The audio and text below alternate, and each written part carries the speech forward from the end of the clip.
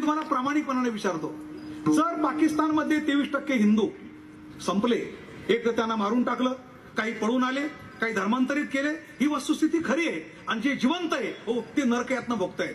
आणि इथं हो हे जे आहे आता 727 कोटी झाले हो ते बाहेरच्यांना आमंत्रित करतच राहतात. येऊ द्या, बांगलामधून येऊ द्या, रोहिंगे येऊ द्या, पाकिस्तानमधून येऊ द्या, आम्ही त्यांना नागरिक करून घेऊ. अशी जर समस्या भारताची आणखीन 50 वर्ष राहिली हो तर जे इराणचं झालं ते आपलं झाल्याशिवाय, इराण नावाचं राष्ट्र ते आता इराण आहे, पूर्वी ते पारस नावाचं राष्ट्र होतं. पारस, तिथं पारशी लोक राहत होते, 100% पारशी होते. फक्त तिथं 5% मुसलमान घुसले आतमध्ये, त्यांनी आपले वाढवले, मग 10% झाले, तरी पारशी 90% होते हो. आणखीन 50 वर्षात हे 20% झाले हो. नंतर पारशी 80% राहिले, नंतर हे 30% झाले, पारशी 70% राहिले, नंतर हे 40% राहिले. असं करता ज्यावेळेला 50% हो आणि मुसलमान झाले हो तेव्हा त्याने दबाव आणला, आता हे इस्लाम राष्ट्र घोषित करा. बघा ते कमी असतात तोपर्यंत अल्पसंख्याक, आणि वाढले हो की लगेच इस्लाम राष्ट्र घोषित करा. ही भारताची परिस्थिती. आता ते राहिलेले 50% जे पारशी होते ना हो, 10% त्यांनी मारले, 10% धर्मांतरित केले आणि बाकीचे पळून लावले.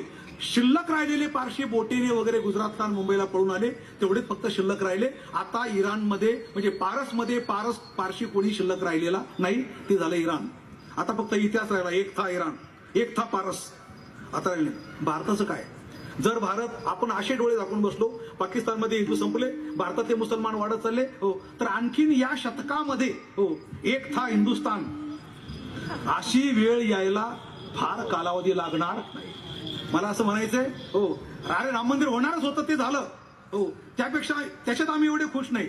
370 कलम रद्द केला, आनंदाची गोष्ट आहे. पण सर्वात म्हणजे इथं जे घुसखोर बसलेले 10 कोटीच्या आसपास त्यांच्याकरता जो कायदा निर्माण केला, नागरिक संशोधन बिल, हा सर्वात महत्वाचा कायदा आहे आणि याला सर्वांनी पाठिंबा द्यायला पाहिजे.